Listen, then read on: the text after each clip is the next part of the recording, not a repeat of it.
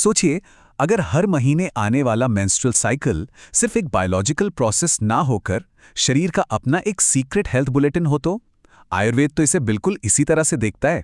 तो चलिए, इस प्राचीन ज्ञान की मदद से शरीर के इन संकेतों को डिकोड करना सीखते हैं। जरा सोच कर देखिए, हर महीने शरीर खुद ही सुराग दे रहा है, अपने अंदर की पूरी हेल्थ रिपोर्ट सामने रख रहा है। और आयुर्वेद हमें यही तो सिखाता है कि इन सुरागों को कैसे पढ़ा जाए, बिल्कुल एक जासूस की तरह जो शरीर के गहरे राजों से पर्दा उठाता है।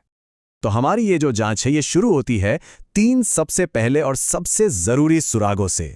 आयुर्वेद में इन्हें दोष कहते हैं। ये असल में 3 तरह की एनर्जीज हैं, वात, पित्ता और कफ, जो हमारे शरीर के हर प्रोसेस को, मतलब हर काम को कंट्रोल करती हैं। और इनका बैलेंस में रहना ही अच्छे स्वास्थ्य की असली चाबी है। तो सबसे पहले बात करते हैं वात दोष की।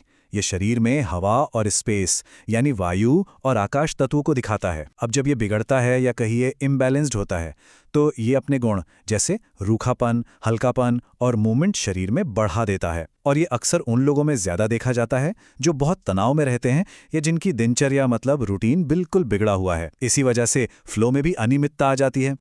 अच्छा, वात असंतुलन के जो सुराग है ना, वो बड़े ही खास होते हैं। जैसे रंग का गहरा बिल्कुल कोला जैसा हो जाना, फ्लो का पतला और बहुत कम होना, और पेट में ऐसा दर्द महसूस होना जैसे कुछ चुभ रहा हो या कोई ऐंठन हो। ये लक्षण दिखने में तो बहुत साधारण लगते हैं, पर ये सीधे सीधे शरीर में बढ़े हुए वायु तत्व की तरफ इशारा करते हैं। इसको एक उदाहरण से समझते हैं तो बात और साफ हो जाएगी। सोचिए, एक 22 साल की स्टूडेंट है, हमेशा तनाव में रहती है, अक्सर खाना भी छोड़ देती है। अब वो बताती है कि उसका पीरियड कोला जैसा और बहुत कम आता है, और साथ में पेट में ऐंठन वाला दर्द भी होता है। तो यहाँ देखिए, उसका तनाव और बिगड़ा हुआ रूटीन सीधे सीधे उसके वात वाले लक्षणों से जुड़ा हुआ है। चलिए, अब आते हैं हमारे दूसरे सुराग पर, पित्त दोष। ये शरीर में अग्नि तत्व से जुड़ा है।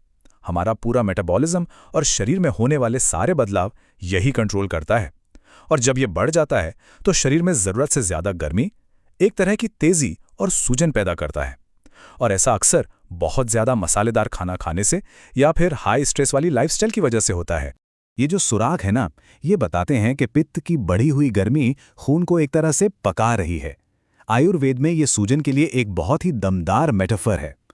मतलब शरीर की बढ़ी हुई गर्मी खून के रंग, उसकी गंध और उससे होने वाले एहसास सबको बदल कर रख देती है। तो जब कोई कहता है कि फ्लो गर्म लगता है और मेरी स्किन पर जलन होती है, तो ये पित्त की बढ़ी हुई गर्मी का एकदम सटीक और बहुत ही पावरफुल ब्यौरा है। ये सिर्फ एक एहसास नहीं है, बल्कि ये सूजन का एक असली शारीरिक अनुभव है। और हमारा तीसरा दोष है कफ। ये शरीर में पृथ्वी और जल तत्व का प्रतीक है। इसका काम है स्थिरता और चिकनाई देना। लेकिन जब ये जरूरत से ज्यादा हो जाता है तो ये शरीर में भारीपन, सुस्ती और एक तरह का ठहराव पैदा कर देता है। ये अक्सर उन लोगों में देखा जाता है जिनकी लाइफस्टाइल बहुत ज्यादा सेडेंट्री है, मतलब ज्यादातर बैठे बैठे ही गुजरती है। कफ के सुराग शरीर में एक तरह के जाम या ठहराव को दिखाते हैं।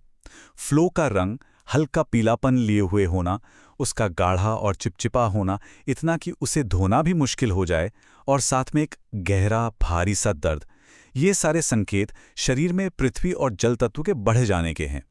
तो सोचिए, अगर किसी का पीरियड पेल यानी हल्के रंग का और गाढ़ा है, और साथ में एक ऐसा गहरा भारी दर्द है कि बस दिन भर सोते रहने का मन करे, तो ये कफ असंतुलन की एक बिल्कुल साफ तस्वीर है। और यह अक्सर एक सेडेंट्री लाइफस्टाइल और शरीर में भारीपन से जुड़ा होता है। तो इस तरह से आप देखिए, सिर्फ रंग, गाढ़ापन और दर्द के एहसास जैसी बिल्कुल साधारण सी चीजों को देखकर आयुर्वेद एक बहुत ही खास तरह के इम्बैलेंस को पहचान लेता है। ये सिर्फ लक्षण का इलाज करना नहीं है, बल्कि ये पूरे शरीर के संतुलन को फिर से ठीक करने का एक होलिस्टिक अप्रोच है। लेकिन क्या होता है जब ये असंतुलन लंबे समय तक बने रहते हैं? अब हम इन साधारण दिक्कतों से आगे बढ़कर उन संकेतों की बात करेंगे जो शरीर के अंदर डीप टिश्यू डैमेज की तरफ इशारा करते हैं। और समझिए, ये खतरे की घंटियां हैं। देखिए, इस लेवल पे आकर ये सिर्फ मामूली फंक्शनल दिक्कतें नहीं रह जाती।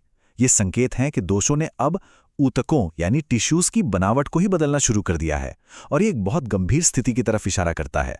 जब सड़ते हुए किसी जैविक पदार्थ जैसी गंध आने लगे, तो ये सिर्फ एक बुरी बदबू नहीं है, आयुर्वेद कहता है कि ये इस बात का संकेत है कि खून ने अपनी जीवन शक्ति ही खो दी है। मतलब प्रजनन प्रणाली एक ऐसे माहौल में बदल गई है जो जीवन को सपोर्ट ही नहीं कर सकता। बड़े और सख्त थक्के ये एक तरह की स्ट्रक्चरल रुकावट का संकेत हैं। ये रुकावट इतनी गंभीर हो सकती है कि गर्भाशय को इन्हें बाहर निकालने के लिए प्रसव जैसे दर्द से गुजरना पड़ता है, और ये अक्सर फाइब्रॉइड्स या एंडोमेट्रियोसिस जैसी स्थितियों की तरफ इशारा करता है। खून के साथ मिला हुआ मवाद जैसा स्राव, ये एक एक्टिव इन्फेक्शन का बिल्कुल साफ संकेत है।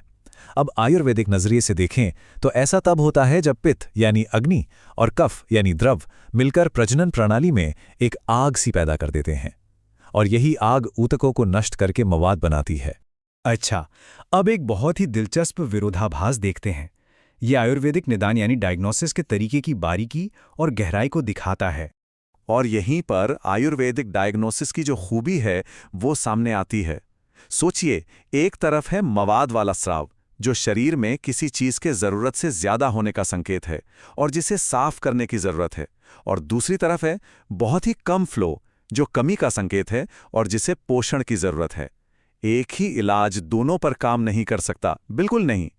अब हम उस सबसे गंभीर और जटिल असंतुलन की बात करते हैं जिसे आयुर्वेद में अक्सर असाध्य यानी इनक्योरेबल माना जाता है।